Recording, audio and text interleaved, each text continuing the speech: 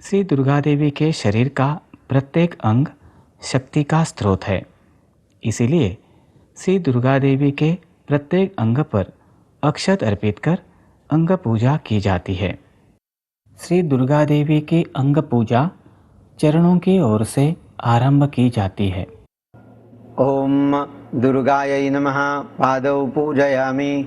कमर की अर्थात श्री देवी भद्रकाली की। ओम महाकाल्यै नमः गुल्फौ पूजयामि। दाईं बाहों की अर्थात श्री महागौरी की पूजा। ओम महागौर्यै नमः दक्षिणबाहुं पूजयामि। बाएं बाहों की अर्थात श्री वैष्णवी की पूजा। ओम वैष्णव्यै नमः वामबाहुं पूजयामि। कंठ की अर्थात श्री स्कंध माता की। ओम स्कंदमात्रे नमः कंठं पूजयामि। मुख की अर्थात श्री सिंह वाहिनी की पूजा। किसी व्यक्ति द्वारा धारण किया वस्त्र यद्यपि उस व्यक्ति का स्वरूप नहीं होता, फिर भी उन वस्त्रों का व्यवहार में महत्व होता ही है। उसी प्रकार दिशा, राशि, ऋतु जैसे 9 आवरण यद्यपि शक्ति का पूर्ण अथवा सत्य स्वरूप नहीं है, परंतु मानवीय जीवन से संबंधित शक्ति के कार्य में इन सब का एक महत्वपूर्ण स्थान है। इन्हीं आवरणों की पूजा की जाती है। तो आइए देखते हैं श्री दुर्गा देवी की आवरण पूजा। ओम वर्षाभ्यां नमः। ओम शरद्भ्यः नमः। ओम हेमंताय नमः। अब देखते हैं माला बंधन के बारे में। कलश पर प्रतिदिन माला बांधते हैं। माला इस प्रकार बांधे कि वह कलश में पहुंच सके। पुष्पमालां प्रयच्छामि प्रथमेन्नीतवाम्बिके। कुल परंपरा के अनुसार प्रथम दिन 1, दूसरे दिन 2 इस प्रकार माला बांधते हैं। नई माला बांधते समय पहले दिन की माला नहीं उतारी जाती। आज के इस सत्संग में हम इन कृतियों का अध्यात्म शास्त्रीय आधार समझ लेते हैं। पिछले सत्संग में हमने देखा कि नवरात्रि के प्रथम दिन घट स्थापना करते हैं।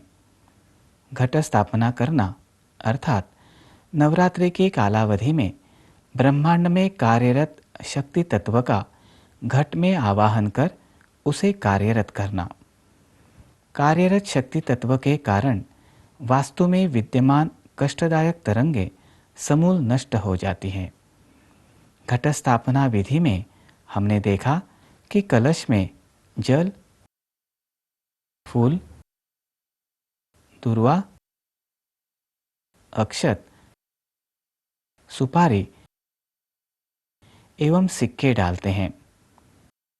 अब समझ लेते हैं कलश में डाली गई वस्तुओं से प्राप्त लाभ की मात्रा एक सारणी द्वारा।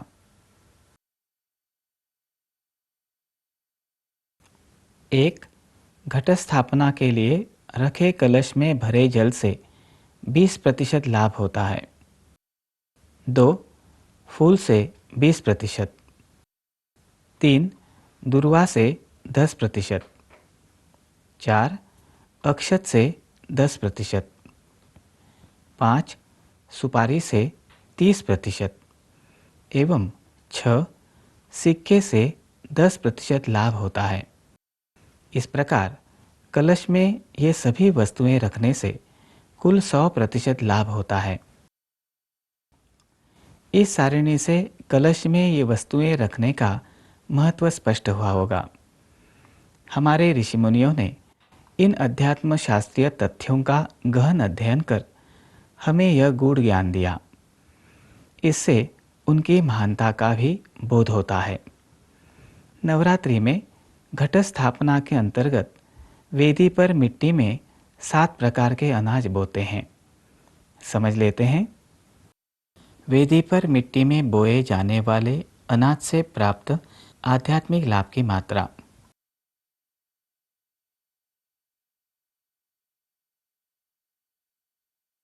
1.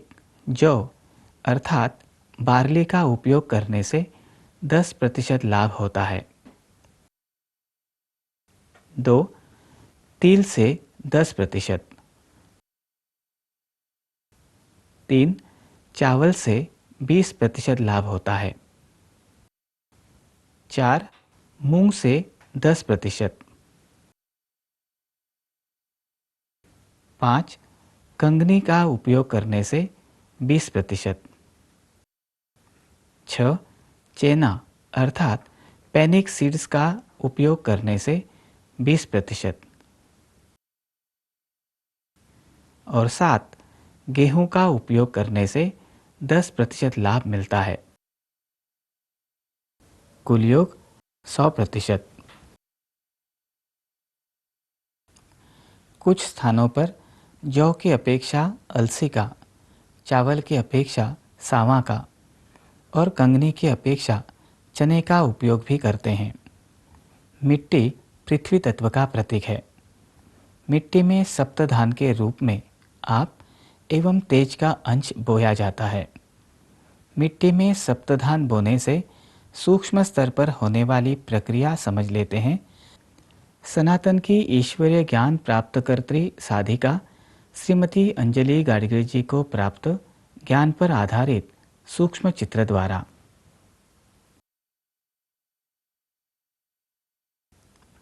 7 प्रकार के अनाज द्वारा आप एवं तेज तत्व की तरंगें प्रक्षेपित होती हैं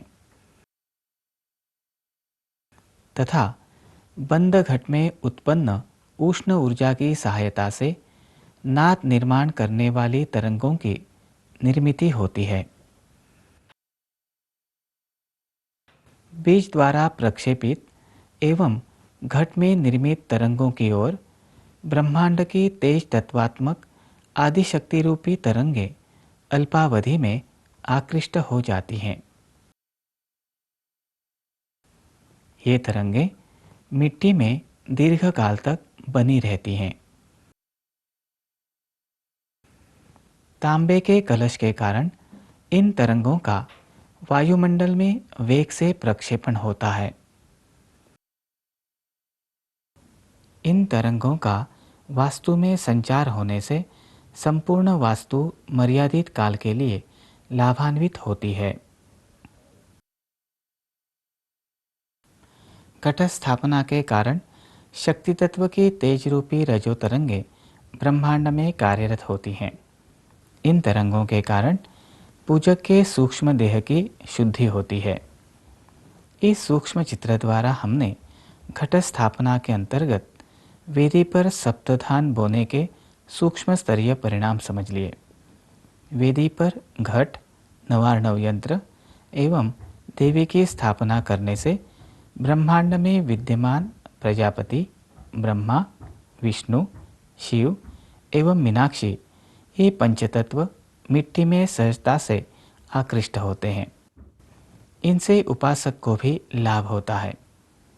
नवरात्रि अंतर्गत देवी पूजन में आवाहन प्रक्रिया एवं स्थापना का विशेष महत्व है।